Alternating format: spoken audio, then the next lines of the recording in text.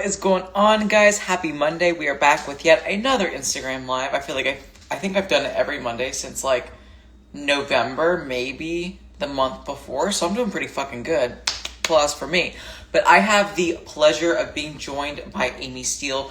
We're going to be talking about what it's like to be a natural bodybuilder, talk about kind of her journey, her experience. She did throw up a Q&A on her end, so we'll see if we got any questions. Like I said, we'll talk about her journey as a natural bodybuilder, why she wants to remain natural and compete natural. I believe she has competed in both natural and NPC federations. But Amy, welcome. How are you? Yo, how's it going? Good to be So here. real talk. When I found out you were older than me, I was like, what the fuck? Like, I swear to God, I thought you were like in middle school. Not really, but like you look so fucking young. And I was like, bitch, what is your skincare routine? It's called being Asian. Fuck. I like won't age until I do. So like when I hit 65, I'm gonna turn into a raisin. But until then, I'm just gonna rock it and accept it for what it is. I'm I gonna love be that. I'm gonna be 31 this month. Well, happy freaking birthday. Thank I you. love that. So that means you're not Aries, Aquarius, right? Or I just made the Pisces made cutoff. the Pisces. Okay, the Yeah, only reason why I know that is because my husband is Aquarius, because he yeah. just had his birthday. Got you. Got you. Well, let's dive in and hear a little bit more about you. So, how long have you been like a competitive athlete in the sport of bodybuilding? Yeah, so my journey started back in 2015. So 10 years now. I had just started exploring bodybuilding. I think like the internet had just started exploring bodybuilding. That was like the early phases of Instagram where we would share like really super filtered pictures of everything. So yes, throwing up our peace signs. So bodybuilding was certainly not as mainstream as it was now. Like I was still looking at magazines. I was still reading bodybuilding.com. So like I'm really dating myself here. Bitch, I But did too. So no, yeah. no, we don't judge here. Us OGs. But so I had two friends that were competitors. One girl I worked with, another girl I went to school with, and I thought that bodybuilding was something that like only the professionals did, right? Like the Nicole Wilkins, the Aaron Stern, the Dana Lynn Bailey. I was like, okay, like of course they're bodybuilding, the professionals, like this is what they do. And then I met people out in the wild in real life that were competing. And I was like, oh, like regular people can do this too. They're like, Regular yeah, civilians. regular people.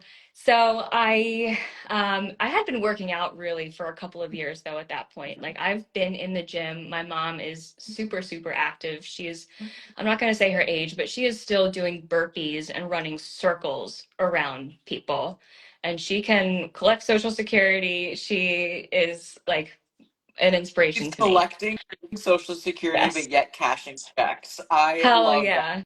yeah. So I'd been working out for quite a while at that point. But then I decided to explore a local coach. She was a figure competitor.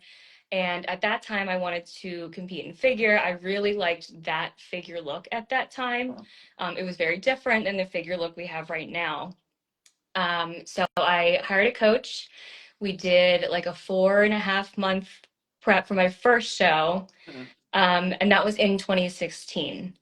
And then I did two more shows after that. And then just here we are today. Sure. And when you first competed, were you NPC or did you do OCB? So I was NPC because I didn't know the OCB existed. Okay. So I did a local show. It was like in the state right next to me. And I didn't find out about the OCB until 2019. So at that point, in 2019, I had done two seasons, four shows, and figure had started to develop. Like I was still very underdeveloped at that point, so I was getting kind of like blown out of the Sure. water. Like I had the shape, like the foundation, but I was very, very Sure. undersized. So in 2019, I went to the OCB, did very well my first season, got my OCB pro card. And then took a year off, and then competed at the OCB Yorton Cup in Hmm. figure in 2021, with another coach. And then I joined my current coach right after that prep had ended, and I've been with her, shout out Brittany Justice, ever since Queen bee. 2021. Yes, Queen Bee, I that love that. girl. Love that. So, question for you. What did you enjoy? What federation did you enjoy more? Did you enjoy NPC and OCB, and why? I think they both have their pros and cons. I do find the OCB to be very amateur friendly. Mhm. So the crowds are very supportive. The athletes are, not that the NPC athletes aren't very supportive, But but I feel like in the they're not.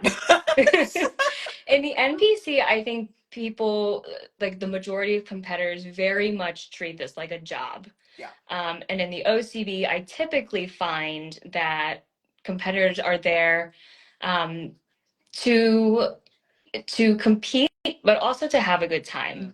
Mm. The atmosphere is a little bit more relaxed. Sure. There are definitely high quality athletes in the OCB for sure. People that are very experienced, coaches are very experienced. They know what they're doing. But I would say the OCB tends to lean towards newer competitors, people who are just kind of exploring it. And typically, I see more bucket list competitors in the OCB. Sure. So there's pros and cons to both. Obviously, the NPC is bigger, more well known, more established. And because it's not tested, it's more prestigious. It just is what it is. Mhm. So then that actually brings me to kind of like my next question. Do you have a moral obligation to staying natural, or what is your reasoning outside of just not wanting to like fuck with your hormones? You know what I'm saying? Like, Yeah.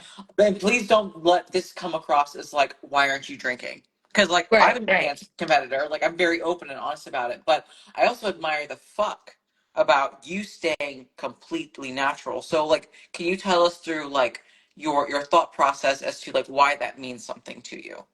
Yeah. So at first I was natural because I thought only like the IFBB pros were taking PEDs. And I was like, that's not for me. Also, I was in college and I was barely affording bodybuilding. I could That's not throw fair. in another leg. I was like 22 at the time. And then when I discovered the OCB, I was like, okay, like nobody here is taking PEDs. This is great. Like I found, my people for that period of time. And then in 2023, I went back to the NPC, but stayed natural, and I'm continuing to stay natural. And it's partly because, like, obviously there's risks associated with PEDs, but there's also risks to competing naturally. Mm. Um, Hmm. that you don't have the assistance of balancing your hormones. You don't have the assistance with the fatigue. But for me personally, I've done it naturally up to this point. So why not finish it out natural? Like, why not just have an entire natural career? I And also, love that. yeah, and also I want to see how far I can push my body. Mm. Like, I want to see the limits that I can push what I have in front of me. Like, my God-given body, like what can I do to get myself to this level? Sure. So I've definitely entertained the thought before, for sure, but Yeah. it's mostly like, man, like I wonder what I would look like if I dabbled in PEDs. But at Sure. this point, I'm gonna put it out there, this is my last season. I said that. I know I said that last time. A lot of my friends roast me for doing another season, but this is my last season, so I'm going to finish the whole thing out naturally. And the NPC is also putting out more natural shows. Okay. So yeah, so I have two questions before you keep going. So question number one, you kind of just a little bit answered, but I want you to answer it fully. When you compete, whether it's your last show or not, will you specifically do a natural show or will you just do an NBC show?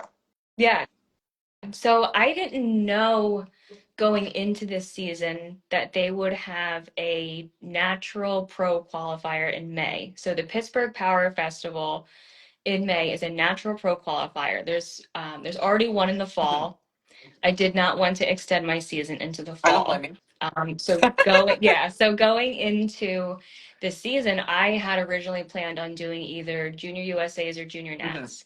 I was like, I'm just gonna show up to a national show and see what happens. But then they introduced the natural pro qualifier, and I was like, hell yeah, like why not?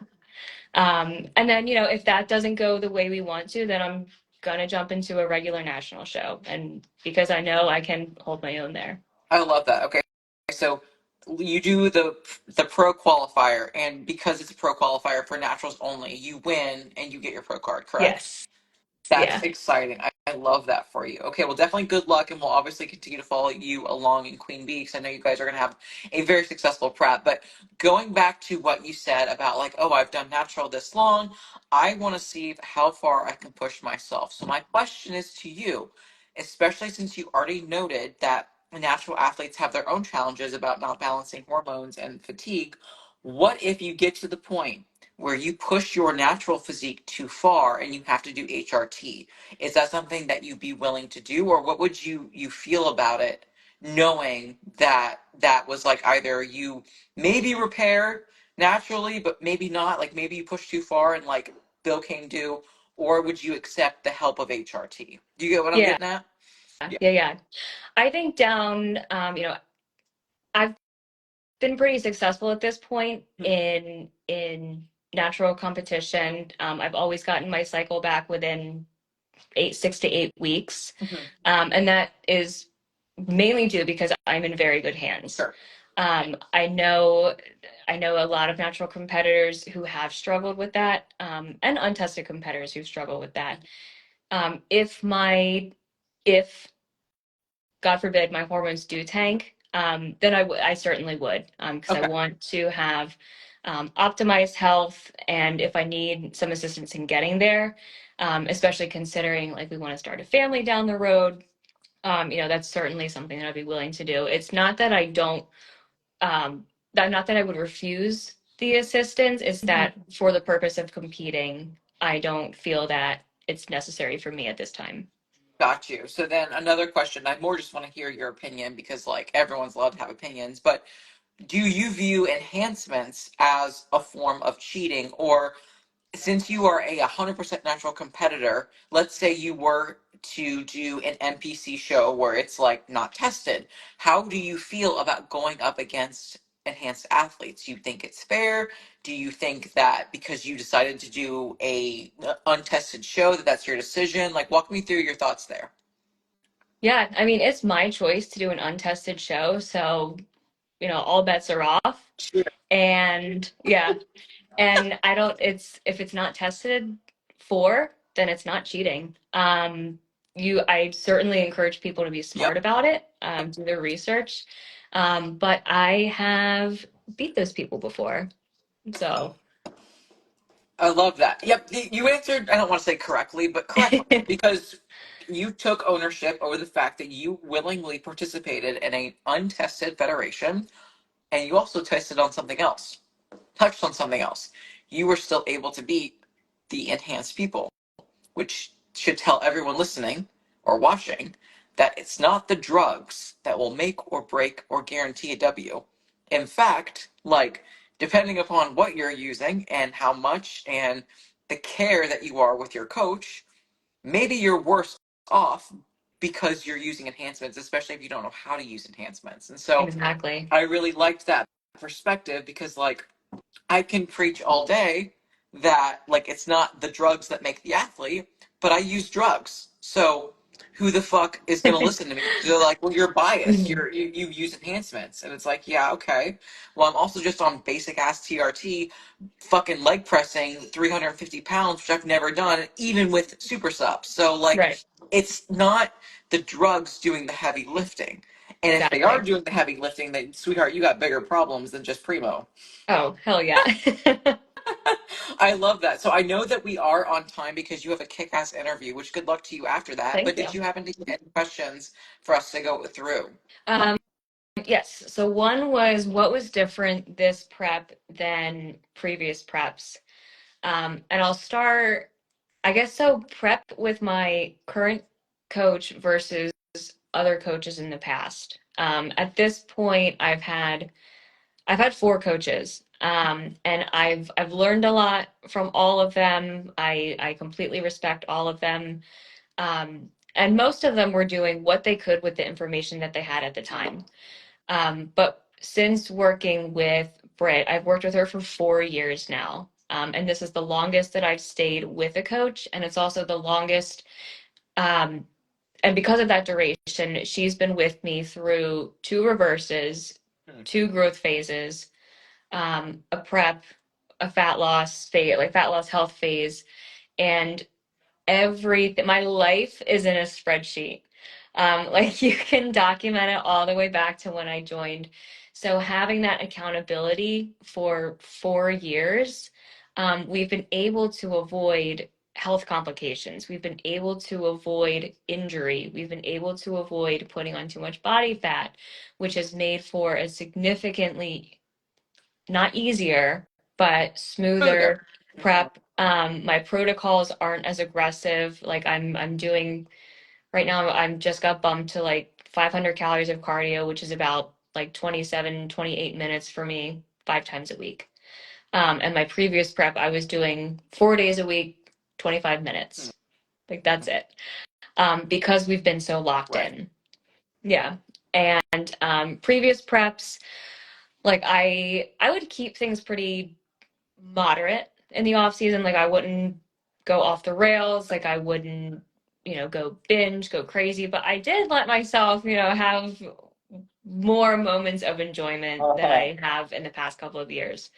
But I've had a goal these past couple of years, and I haven't needed to like indulge in, like I honestly, if I never had a drop of alcohol for the rest of my life, I would be completely fine. But I've just made choices over the last couple of years that have really made my preps very smooth.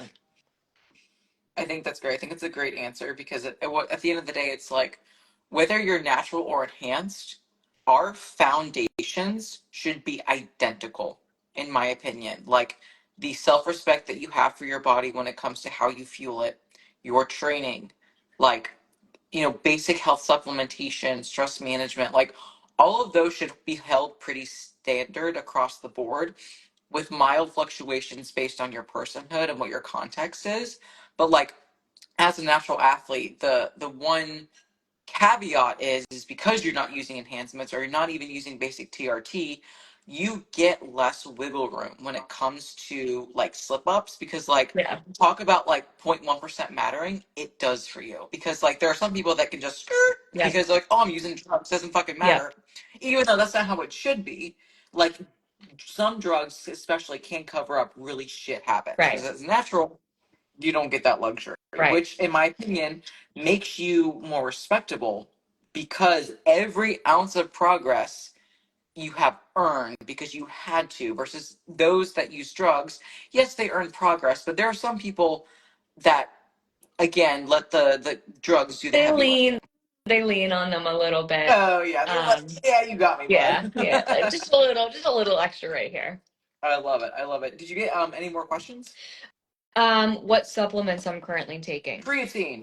Um, the drugs. The kids are on the drugs. They're on the creatine.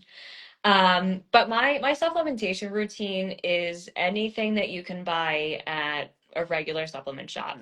Um, so in the morning, I take a couple Morphogen products. Shout out Morphogen. Shout out to Daddy Um, Ben. yeah. So I'm taking Morpho Test, like their natural testosterone enhancer. Um, I've taken that in the past and past drug tests. I'm taking their omegas. I take Burn and Yohimbine when I do cardio. I take their thyroid support, um, selenium, sea iodine, um, something for digestion. Britt knows it better than me. Um, Life Extension Multi. Mhm. And then outside of that supplementation, it's creatine, EAAs, a whey isolate, and a non-stim pre-workout.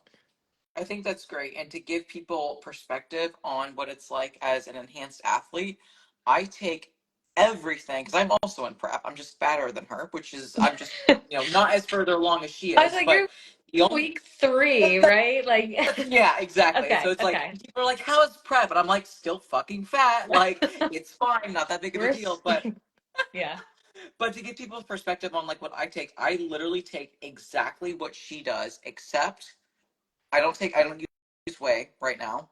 Just I just don't want to fuck with it, to be honest with you. Not that it's bad for you or bad for digestion. I just like I'm eating Greek yogurt right now. That's what I'm fucking with. So it's a oh preference, not yeah, baby, yeah. yeah, I'm fucking with Greek yogurt. But the only other thing that's different between my stack and your stack is instead of taking tests, morpho tests, I take TRT. You're like, Everything else yeah, currently I am taking except for okay, so instead of the thyroid supplement for Morphogen, I'm using New Ethics. yeah, Ooh, crazy, but I'm still yeah, taking Burn. yep, Yohimbe, not yet, because again, I'm too fat to really see any benefits for that. But I take Burn. I have the Life Extension 2 per day. I have that selenium. I use iodized salt because I just love fucking salt. I kind of snort that shit. I'm on that creatine. Like, it doesn't need to be that drastically different.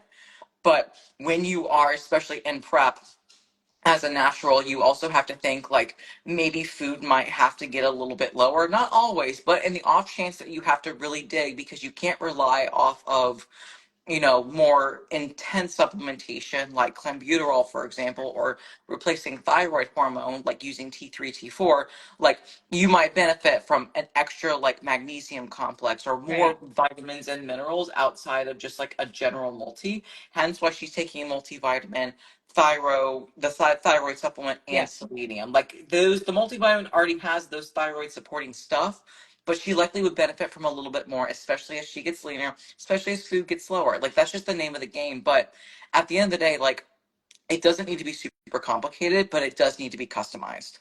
exactly, Mhm. yep. There was probably one more, but I'm afraid if I leave this live, I don't, I'm kind of not going to be able to rejoin it. But um, I think something I did want to touch on too is I've competed in 3 different divisions at this point. Mhm. So I started in figure, wasn't big enough for figure, went to wellness, wasn't big enough for wellness. And now I'm in bikini, which is ironic because when I first started, I was like, oh, I don't want to be bikini. But No one bikini wants to be. at that point, bikini in 2015 was different than the bikini of today. Mhm. Um, the look was very different. It's fit bikini then Yep. is fit model today. Mhm. So it's been really interesting as well. Training for different divisions because my training has changed. Sure. Um, I'm currently training typically 3 days a week, sometimes 4. Yeah. But that's really all I need at this Yeah. point. I hear that. I hear that. Christine, we did answer that question kind of earlier on, but since I know you joined just a little bit late, I'll give kind of like a Spark Notes recap. And there is a spectrum, right? So in terms of competing as a natural, you have to take into consideration that when your hormones dip, as enhanced athletes, we will replace said hormones if they're not already being replaced. You might already be on testosterone, progesterone, and estrogen as a female, maybe just testosterone and progesterone. So like that's what I take in terms of my HRT. Amy does not. Like she takes again, she talked about taking morpho test, right? That's her Yep. whatever boost that she can get, but that comes from her own natural production. Now, when it comes to contest prep specifically, we're thinking about the stress from your adrenals and that up regulation followed by a drastic down regulation, depending upon how far you have to push. Again, with that, like we have to take into consideration the ability to bounce back. Amy already did a great job sharing with the fact that she was able to like kind of support her thyroid and her ovarian function post show. She usually gets her cycle back within 6 to 8 weeks, which that's really fucking amazing to have that type of resiliency. But not everyone's so fortunate.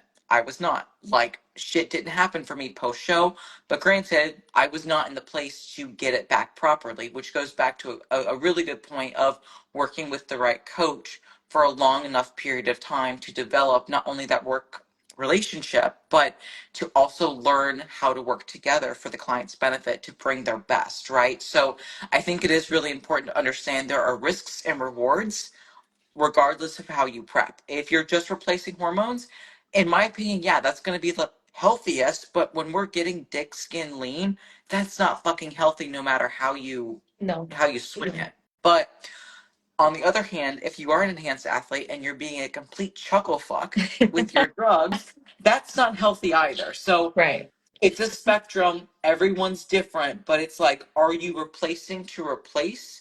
Are you pushing to push? Or are you depleting to deplete? So it's like, there's that spectrum that you have to consider when it comes to not only like context of prior preps, how the prep prepped, and all of that stuff. So hopefully that makes sense. But it's not that it's any more or less healthy, it's how are you doing it in the first place. And Amy has done Exactly. well with her preps with Britt, which is why, like, she's probably doing it as healthy as she possibly fucking could be.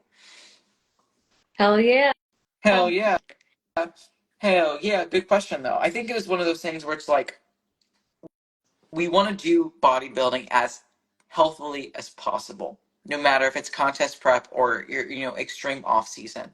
But again, it's still a fucking extreme sport. We are pushing our bodies and our minds and our fucking Mhm. sanity to the point of almost breaking it. Contest prep, your body doesn't want to have ass striations. I'm sorry. And as females, oh my god, females like really. I don't want to say we shouldn't be bodybuilding, but like the bodybuilding that like was way back when compared to now, okay, like yeah, those girls are juiced Mhm. up. You know what I'm saying? So it is something to just keep in mind that like every body has a breaking point. The bill comes due.